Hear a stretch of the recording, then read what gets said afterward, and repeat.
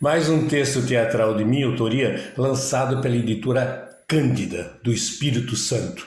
Depois de Vida que Segue, que, junto com O Céu é o Limite e Nem Tudo São Flores, forma, por assim dizer, uma espécie de trilogia, surge agora O Pacto de Sangue, um melodrama farsesco que visa a refletir sobre as relações amorosas e econômicas em nossa sociedade, elaborado com muito humor e muitas surpresas. O enredo é simples. A morte acidental de um empresário ao lado de sua esposa desencadeia uma série de conflitos familiares em torno da disputa das possíveis heranças. A existência de algum pacto feito entre o empresário e sua esposa surpreende e enraivece os membros da família. Ao final, a esposa e o público se defrontam com uma nova realidade até então oculta e, de certo modo, inesperada. Vale destacar que o melodrama se tornou a forma mais popular de acesso a estruturas dramatúrgicas no Brasil, com a radionovela,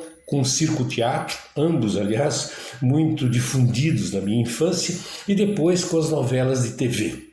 Ele é conhecido por suas expressões emocionais exageradas, dramas íntimos dolorosos e carregados de sofrimentos, divisões maniqueístas entre vilões e mocinhos, entre o bem e o mal e seus respectivos clichês comportamentais, levando o público quase sempre a se identificar com os personagens e, ao final, se derramar em choros e soluços.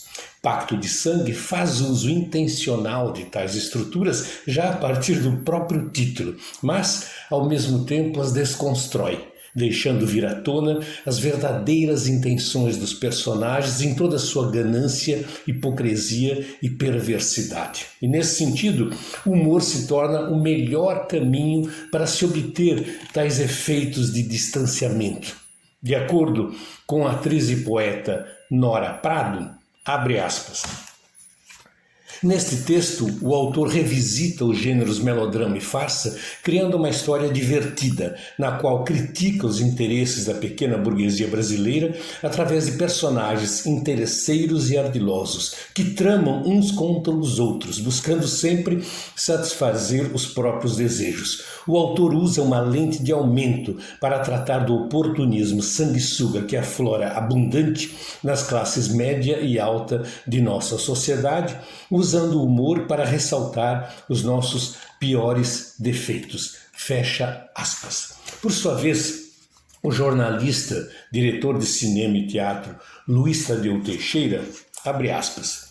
O autor constrói um melodrama ágil, temperado com um humor irônico, ferino e muita crítica social. Seus diálogos fluentes contribuem para a dinâmica dos personagens e os conflitos são agravados por uma situação insólita que surpreende a todos. Fecha aspas. Alguns cineastas, confesso, me serviram também de inspiração para essa combinação entre a crítica social e um certo abuso dos clichês referentes aos sonhos de consumo da burguesia brasileira. Entre eles, Douglas Sirk, considerado um mestre do melodrama cinematográfico, e Rainer Werner Fassbinder, com suas dezenas de filmes dissecando o caráter autoritário presente em grande parte de seus personagens em cenas melodramáticas e que remetem inevitavelmente ao passado nazista de seu país. Segundo o produtor, gestor cultural e roteirista Marcelo Siqueira, fica evidente que, abre aspas, Pacto de Sangue traz a crítica moral presente no melodrama reflexivo de Sirk, um crítico feroz das tensões e hipocrisias da sociedade norte-americana dos anos 50. Além disso, nota-se a influência do chamado melodrama com distanciamento de Fassbinder, marcado por um discurso crítico sobre a hipocrisia social, o papel da mulher e a opressão da classe média alta. Os personagens da trama representam um universo de ambiguidade.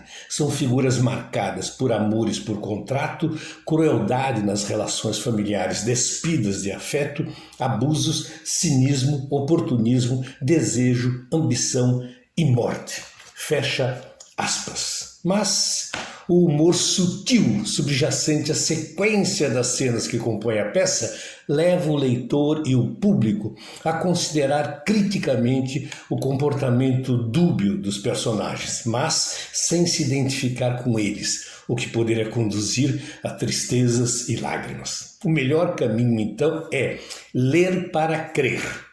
Adquira o texto teatral Pacto de Sangue com desconto no site da editora Cândida, aqui no link abaixo.